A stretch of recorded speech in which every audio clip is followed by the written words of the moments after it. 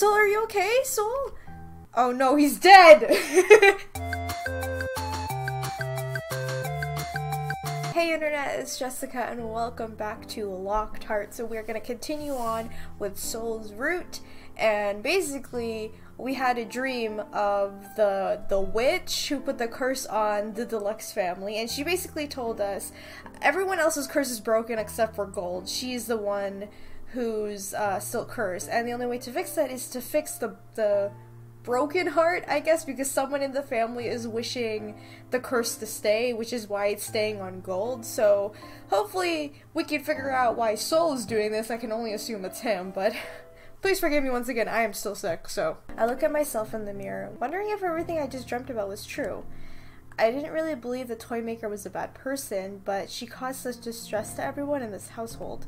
It was confusing. I agree with that. I don't think she's a bad guy either, like the lady who did this. I think she did it for a reason, mainly because of their father, but I definitely think she's not like a bad guy. I wanted to be angry at her, but I understood why she was unhappy with their father. His spirit still haunted the household. The distressed heart had to be Sol's. His eyes, both teddy bear and human, betrayed such sadness even as he smiled and spoke with a polite reason. And yet, I was still not sure why Sol made such a wish. I needed to find the answer soon, but first, I still had the problem between the brothers. Maybe the argument between Sol and Deon is because of the heirdom and what it's doing to Sol. With all due respect, Lady Aura, my older brother is the only reason I'm trapped in this role at all. As I stared hard at the mirror, I decided I need to find out what was causing the dissonance between the two brothers. Maybe it would break the curse, but I hope it would be clear the air to bring them back together again.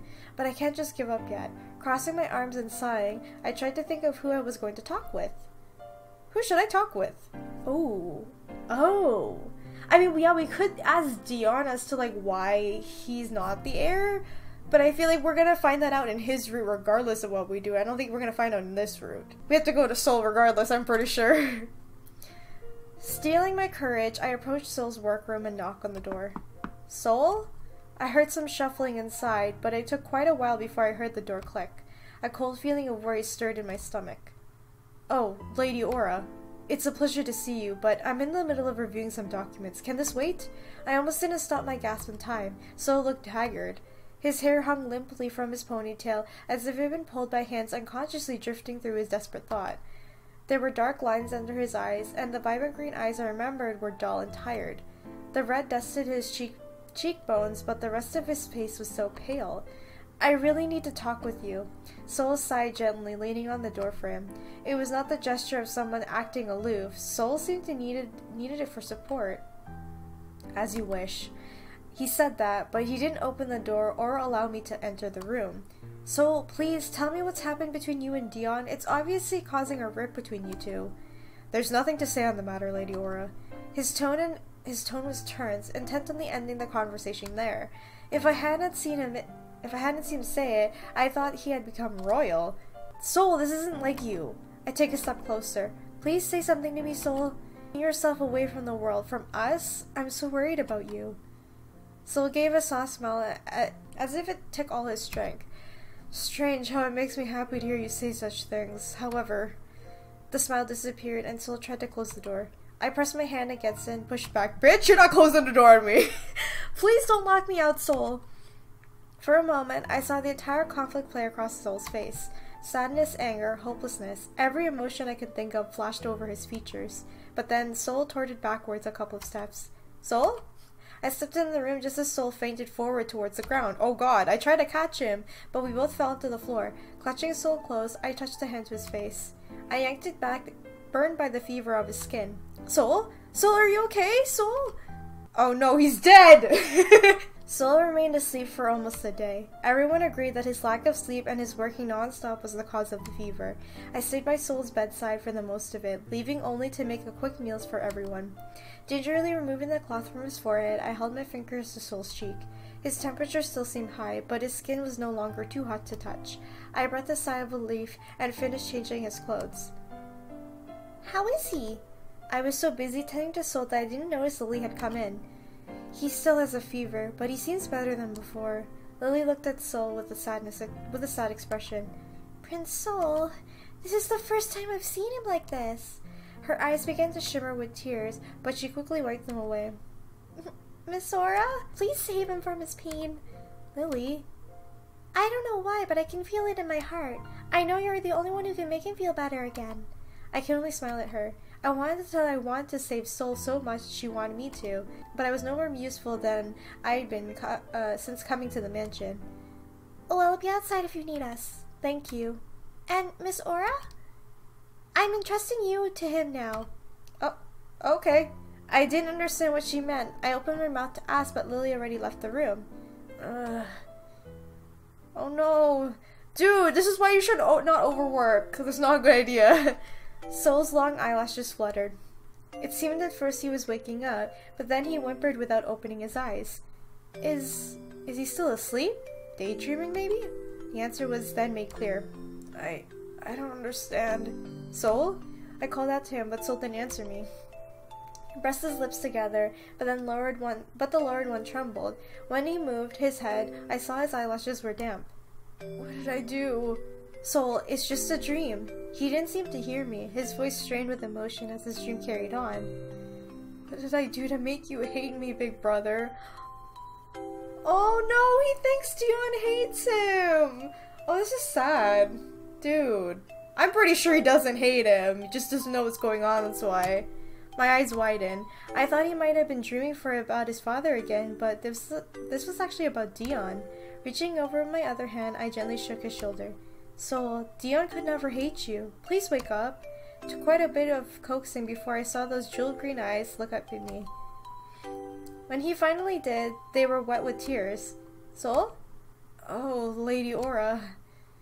His mouth swept into a smile cracked by exhaustion and yet still sweet. Have you been here long?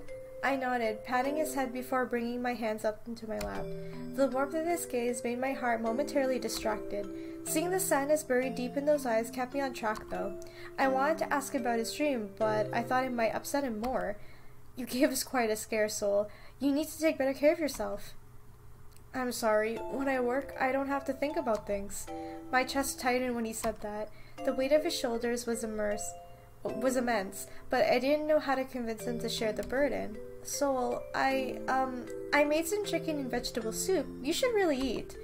I shifted my chair back so that I could retrieve the soup from the kitchen, but before I could stand up, Sol's hand wrapped around mine. I'm fine. Just stay here a little longer.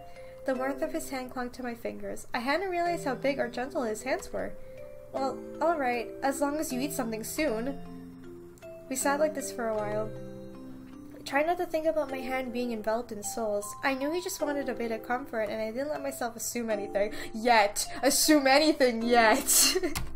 I tried to bring up the subject of Sol's dream several times, but the moment I looked at his face, I lost the words. Even though the sadness was sweeping through his smile, I could tell that Sol was trying to act like everything was fine. Sol, you really should eat something to regain your strength. Maybe you're right, Lady Aura. Sol sighed and closed his eyes. I must be unwell if I think this curse is a good thing, because during those years, I was only a teddy bear. Now that I'm human again, the weight of responsibility is back. When the curse ends, I'll have to be the deluxe heir again. Am I being selfish?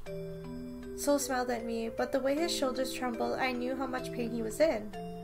Oh, that's why he wants the curse to stay, because he doesn't want to be the heir. Because he can't like go to Deon for it, because we can't know why he won't answer him. So I finally got the answer to my question, but what was I supposed to do now? I wandered the halls of the mansion, unable to escape the echo of Sol's confession. I know Sol didn't want the curse to bind everyone indefinitely. He just wasn't strong enough to break free by himself. I had to help him somehow. But how? What could I possibly do to free him? I don't know how long I roamed before I passed a special set of doors. A strange thought came to me and I stepped inside. Gold's room was still perfect condition, not a curtain or pillow out of place. I hadn't been in here since Sol welcomed me to meet Gold. I suddenly felt anxious, not knowing where to look or stand. Gosh, this is so weird. Am I really gonna ask a doll for help? She's not a doll, it's her sister. Don't think like that. Let's try. I kind of want to try, actually, if I'm being honest. Pushing my skepticism aside, I stepped into Gold's room and approached her. I didn't have any options left. However, as I stared into her glass eyes, the blue, still innocent and yet empty without her heart, the doubt came rushing back. I felt like a fool. Just because I heard her voice once didn't mean I could communicate with her. Sighing, I stared towards the door, defeated and concerned for the fate of the deluxe household. Couldn't break the curse, and now I couldn't figure out how to help Sol or Deon. I knew they weren't expecting anything from me, but after what the toymaker said, I also knew the burden rested on my shoulders. Still, I needed to be realistic. Gold was trapped in doll form, so I couldn't expect her to help me. I should find Deon and talk to him. As I left the room, a small voice called out from behind me. Aura? Oh! Spinning around, I saw a faint image of Gold inside the door. I blinked several times, but she didn't disappear. This way. Gold waved her hand at me as she stepped towards the large closet. The door was teak and the handles were pure ivory. I was a little afraid to touch something so elegant, but Gold disappeared into the doors, forcing me to follow her inside. It was hard to get through the rows of dresses, now too small for the youngest deluxe child to wear once she became human again. Eventually I found Gold amongst the clothes, pointing at the ceiling. She glanced up at me with a particular sad expression, but faded away before I could ask why. I had to fight with the clothes a little more, using the shelves and rods to lift myself higher enough to grab the dangling rope attached to the door handle. Managed to pull out a fold-down ladder and then continue into the attic. It was fairly bright in the attic just because of a few windows on the short walls on the roof above. Dust motes floated through the air, even though I moved slowly around the boxes and support beams. Gold? Are you here? I whispered for Gold, but I didn't see her again. However, when I glanced around, I found someone totally unexpected. Deon? Napping against the support beam was Deon. His arm was resting on the treasure chest, and his head was tipped back in slumber until I could call his name. Startled awake, Deon flinched. Aura, how did you find this place? Believe me or not, it was Gold who led me here. Fuck. Deon looked puzzled and opened his mouth as if he was about to reply, but he quickly shook his head, dismissing whatever he was going to say. Is this where you've been every day? Deon flushed and looked down at the floor, resembling a child who got caught doing something he shouldn't be. Not every day. I saw his arm tighten around the treasure chest at his side. Curious, I stepped over to where he was sitting and knelt in front of him. What is this, Deon? Though he hesitated at first, Deon looked at me, then at the chest, and with a sigh, he moved to open it. Despite his small smile, he couldn't hide the sadness from his face. Inside the chest was a collection of photographs and craft projects. There were so many memories contained in here. I picked up a picture of Deon pretending to model a dress for Sol that made out of lots of scrap profit. Aww! Aw, you two are so cute! Sol and I used to be really close. Well, we tell each other everything. He was always full of great ideas. I envied his natural creativity. When I turned to Deon, there was a nostalgic look on his face. There was brightness about him that shifted through the chest to contents. I probably shouldn't tell you this that I'm about to say, but for some reason, I feel like I can trust you. I flinched when Deon's finger brushed against my cheek, catching me off guard. I thought he was going to start flirting with me, as he had been since I got here, but he just pulled his hand back and looked into the chest again. The truth is, I took being the deluxe heir very seriously. I worked very hard to keep our father satisfied.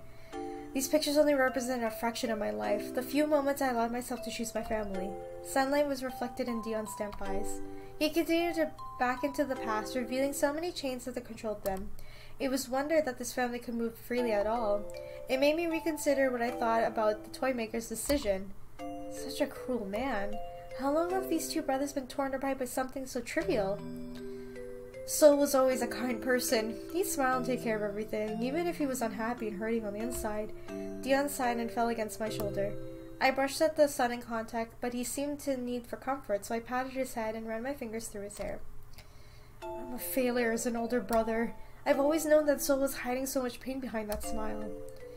But even after the curse settled into our lives and our father died, I've never tried to fix things. I called Sol a puppet all the time, but in reality, I am still just as much as a pawn in father's game as Sol is. So, your irresponsible behavior was just an act? One your father imposed to make his decision seem legitimate? Deon gave a small nod, his shoulders hitching. It hurt, seeing him like this. I guess I fell so deep into the routine that it became natural response, even after 7 cursed years. It's not too late, Deon. Ask to resume the heir. You know what? Like, they keep going off of, like, tradition and whatever. I feel like this is, like, hurting everybody, so they should stop this. Your father already changed the rules by making Sol, the second child, the heir. Why can't you and Sol just break free from the past? Deon sat back and looked up at me with uncertainty etched in deep in his face. After the deflated sigh, he shook his head. Sol's sense of responsibility is too strong, and besides, his voice lowered into a whisper. I don't think he trusts me anymore, not that I blame him. I hesitated at the defeat in Sol and Deon's words. It was obvious neither of them wanted to be trapped in the role of the deluxe heir any longer, but I didn't understand why they were being so resistant to the change. As I glanced back into the treasure chest of memories, the toy maker's words came back to me. It isn't always cutting the chains of the past. I didn't understand what she meant then, but the longer I stared at the photographs of Sol and Deon, smiling and embracing each other when they had not only been good friends, but also close brothers, the answer was suddenly clear. Of course, it's no longer about who is the heir. I just can't free them just from the strings binding them in the present. I need to repair the bond that they used to have before it was broken by family politics. Shifting the pictures delicately in my fingers, I found another one with Sol and Deon and Gold all smiling and posing together. Gold was caught in a sandwich hug with her brothers, and I have never seen anyone happier than the young girl right there. Deon, Sol had a dream the other day. In his sleep, he asked, what did he do to make you hate him? Deon recalled at my words, his eyes wide and watery. What?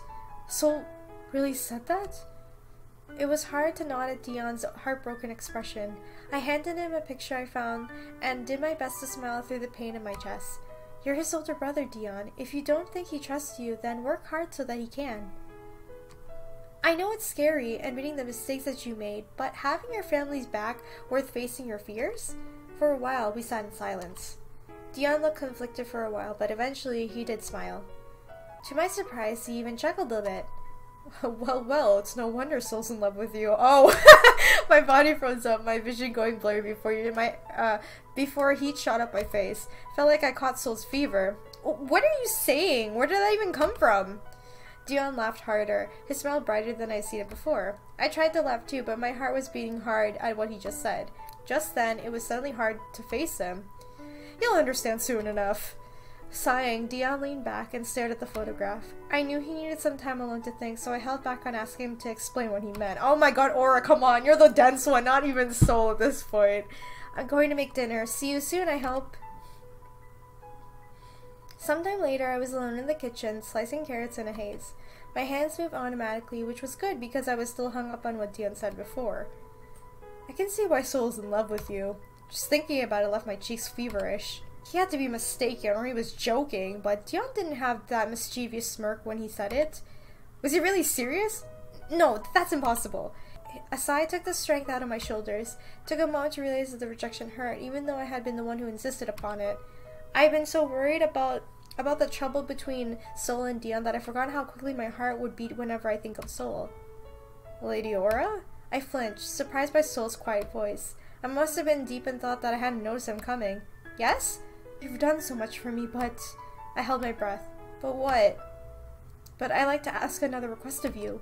Sol? Sol turned his head towards me, his cheeks pink as if his fever had returned. Though if that were the case, I felt like I must have caught it too. Before Sol could speak again, Deon plodded into the kitchen. Oh, Deon! His face showed both sadness and fear, and I understood why. In his hands was a picture. I could see the paper trembling across from the room. I'm sorry, I didn't mean to interrupt. Sol sighed and turned a faint smile towards the door. What is it, brother? Did you need something? I took a few deep breaths before Deon found the courage I knew he had buried in him. I have something to tell you, Sol. Something that I've been meaning to tell you for a long time. Alright, but... Deon was edging out of the door, but even though I knew he was going to say, I understood why he wanted to say it to Sol. I looked up at Sol and gave him the biggest smile I could. It's okay, Sol. We can talk afterwards, okay? So this was all the scheme our father pulled together. Sol sat on the edge of Deon's bed, holding his forehead with his hands. He'd always believed that Lord Locke underestimated Deon's abilities, but never imagined Deon to be used too. I'm sorry, Sol. Sitting next to Sol, Deon leaned against his knees in a sigh of relief. He'd finally removed the weight he'd been carrying for 7 years. Why didn't you tell me before? Because I knew you'd blame yourself if I did. Silence fell between them. Deon wasn't wrong. Sol felt pain and guilt after hearing the whole story, especially after what he said to Deon a couple of weeks earlier. Deon glanced at Sol, then reached up to ruffle Sol's blonde hair into a mess. Hey! I knew it. Come on, Sol, let's move out of the past and into the future. Sol nodded, pushing Deon's arm away before the two of them fell into brotherly laughter for the first time in a long time. Aww. Brother, can we go see Gold? Deon stood up, looking down at the picture again. Yeah, I think we both have something important to tell her. It was hard to explain what happened when I finally brought the stew to a simmer, so it wouldn't require attention. Suddenly, a small light began to glow beneath my shirt, something I noticed in the reflection of the pot. Aura? I knew that voice. I looked around the kitchen while trying to pull my locket out from under my shirt. Aura? I finally got it free, the light getting stronger. Wincing, I held the locket in my palm, and when I finally saw the brightness, I inhaled sharply. The rest is clearing! I dashed out of the kitchen, holding the locket close to my heart. Oh my god, are we at the end already? Following Gold's voice, gently calling my name, I ran through the mansion until I ended up at her room. Panting, I nudged the door and opened and stepped inside. Lady Aura? Aura, what's that light? I could hear Gold calling my name, so instead of answering, I walked over to Gold. Hands trembling, I took a deep breath and carefully slipped the necklace my mom gave me years back onto the girl who had given it to her.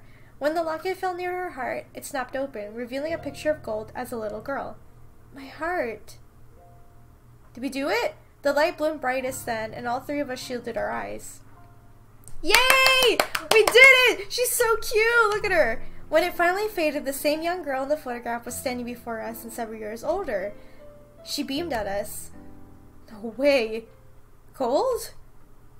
Thank you, Aura. You've broken the deluxe curse. I stood there, both relieved and surprised. So many weeks of nothing, Gold was finally human again.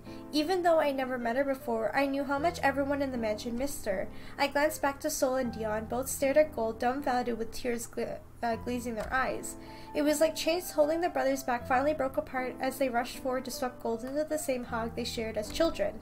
I couldn't help but laugh and wipe the tears from my eyes. All three siblings were reunited, as it was meant to be. Aww, yay! After the deluxe curse came to an end, the life in the mansion exploded with activity. As it turned out, a few kids were playing in the forest and were surprised to see the deluxe mansion seem to appear out of nowhere. It wasn't for long before the general public all wanted to find out what happened. The busiest one was Sol, trying to handle the questions that flooded the deluxe estate. It took a lot of his energy to divert the endless curiosity, especially as he needed to keep the social channels open and maintained. Day after day, this continued, and the longer I spent away from Sol, the more my insecurity built. Despite all the time I spent here, it won't change the fact that I didn't belong here. I was just a traveler who got caught up in the curse, a girl on her way to be a chef in a small restaurant one town over. The longer I spent in my room witnessing the flow of people, the stronger I felt about leaving. After a week almost passed, I decided I should leave. It wasn't hard to gather everything together since I didn't have any personal belongings with me. I doubt I'd find my lost luggage, but that was okay. I'd just buy new clothes and necessities after I found a job. I held on to hope that my restaurant job would still accept me even though I had disappeared for a while. With my heavy heart, I crept into the lobby. I didn't tell anyone I was leaving because I knew my emotions would overflow if I did. Goodbye, everyone. I hope life gets better from you now. Aura, where are you going? I turned to see Gold dashing up with her hair flowing behind her golden waves. Oh, Gold, I was gonna go back to my old life since the curse is broken and everything. My voice drifted into silence, my resolve already weakening. I didn't want to leave. I loved it here, but I knew as a commoner, this world was beyond me. Huh? But I don't understand. Reaching over, Gold clasped my hand in both of hers. Her blue eyes shone clearly in the faint sunlight. What about your feelings for my brother? I thought you'd tell him, well... With her eyes pinning me on the spot, I locked down, cheeks flushed red. What are you talking about? I spent a lot of time near your heart, Aura. I know you love Sol. Gold, Wait, please, maybe I can stop you from leaving, but please don't leave without telling my brother how you feel. I wanted to tell Gold I couldn't say anything, not while knowing Sol couldn't procreate my feelings because of his role as heir. But her pleading eyes made it hard to say anything. I think she sensed my hesitation because she sighed and squeezed my hand gently. Well, at the very least, will you take the dress Sol made for you? Even as a memory of the time you spent here, it's done? When did Sol have time to... Sol made the time because it was a promise to you. The tears made their ways onto my cheeks, hotter than my skin. Even though I didn't understand why he would work so hard on a dress for me when he was so busy, I felt happy to hear that he did. Still, it felt wrong to leave without thanking him and everyone else for everything. Alright, Gold, I will. Gold wouldn't let go of my hand until we reached Sol's workroom, perhaps thinking I would go back if she didn't. Once there, she urged me towards the door and slipped away down the hall. I suspect she stayed around the corner though, of course. Taking a deep breath to steady myself, I knocked on the door. The door swept open, revealing Sol. His eyes widened when he saw me. I think he blushed at the same time. It was hard to tell because I looked down. Lady Aura, you came. The softness of his voice suggested that he knew I was attempting to leave without saying goodbye. I bit my lip, feeling guilty. I'm sorry, Sol. No, please come in. I nodded, stepping aside after him. I looked around the room, seeing paper scattered over Sol's desk with a white sheet of mannequin in the corner. How are you doing, Sol? I know you've been so busy. I'm alright, nothing I cannot handle. I heard you wanted to stay the heir to the deluxe family? Sol nodded, giving a wistful glance at the desk. Yes, I know I said I didn't want to be the heir anymore. But then when I think about how much my brother has done for me while I complained about my role, I realize a responsibility I should honor. I was about to say his name, but he shook his head and smiled. That's interesting. I figured he would just be like, oh, forget about this shit. We're not doing this anymore. It's fine. Lady Aura, Deon says that he'll help me if I need it. As Sol said this, he stepped closer to me, his expression saddened again. It was the same one I remember from before the curse broke. Sol? Were you really going to leave without hearing me out? I tilted my head, confused by what he meant first, then remembered our conversation in the kitchen. Oh, I'm sorry, Sol. I guess I thought you'd forgotten. Sighing, Sol lifted my hands to his lips. I blushed when he kissed my fingers. I could never forget about you, Lady Aura. I tried to respond, but the words wouldn't come out. Sol's eyes were focused on only me. Something I liked was very embarrassing at the same time. As if sensing my distress, Sol smiled. Come here. Without warning, Sol led me into a hug, pressing his gentle hands upon my back. After I got past the shock, my arms wrapped around his waist. Sol felt so warm, I could hear his heartbeat quicken. I think this is what love feels like. I love you, Lady Aura. I know this is what's meant to be all sweet or whatever, but I feel like the progression of like their relationship is too quick. That's my opinion though. Compared to Daisuke's other game, Cinderella Phenomenon, at least there was like some development with it. This one was just like, hey, I love you all of a sudden. I love you too, Sol. I leaned back in Sol's arm, taking in his warmth. Stay with us here. You're part of our family now. It wouldn't be the same without you. I would love to. Sol didn't say anything else, only smiled, his green eyes filled with light. After a moment, he led me over to the sheet-covered mannequin. Shyly, Sol released me and removed the cover. The dress he revealed was beautiful. I drifted my fingers down the collar. Sol, I've never seen such a lovely dress. I only thought of you when I created it. Thank you! Someday, I will make you another dress that'll be more beautiful than this. One that I'll... Oh, whoa, what? One that you'll perhaps wear on our wedding day. Whoa, what the fuck? We're already talking about marriage? Dude, calm down. I felt the blood rush to my face at his bold proposal. Sol smiled his princely smile at me. There was a hint of blush across his cheeks. So until that day, please stay by my side, my princess. My vision blurred as tears streamed down my face. I gave him a sweet smile. I'm not going anywhere. Because this is where I belong now. Hey, this is the normal ending. I thought I would get the normal ending. Okay guys, so I'm gonna end it right here, just for the normal ending, and the next episode I will do, like, the true ending for this, because I think I missed some things also in the beginning as well with the scenes, so we're gonna take a look at that as well. But so far, for at least this normal ending, I think it's very sweet, but like I said, their relationship went way too fast, because all of a sudden he's like, I love you, hey, you should wear the dress I make when we get married. Like, that's so fast. But I think this is very sweet, especially regarding, it's not only about, you know, like, oh, we're gonna date this guy, it's just we're trying to help him with his like problems as well. I like that. I like it when Tomoe games or visual novels or dating sims are not only about like, hey, we're dating this dude and we're gonna like get married or gonna fuck or whatever, you know what I mean? Like, there's some real reason behind it than just that. But I'm gonna take a look at Sol's good ending next, so hopefully more answers will be revealed, because I know there's some missed dialogue with the choices I made, because I didn't know what route I was in to begin with. So anyway, let me know in the comments what you guys thought so far, and if you guys enjoyed this video, remember to leave a like, comment, and subscribe to join the companions. And if you want to support the channel on Patreon, the link is in the description, or you can support the channel for free with gogbox.com/AGirlAndAGame. All you have to do is make an account, open it up on your phone, download the games, play them, and you will tip real money to the channel, which will help me continue making videos like this and the channel overall. Okay guys, let me know what you think. And I'll see you in the next video. Bye! The city is much prettier at night. He's so innocent! Oh my god! I couldn't say no to him. Damien carried an innocence in his eyes that always convinced me to say yes to his Oh! Okay. That's nice. They're very cute together though. Can I just say that? She's a fucking adorable girl.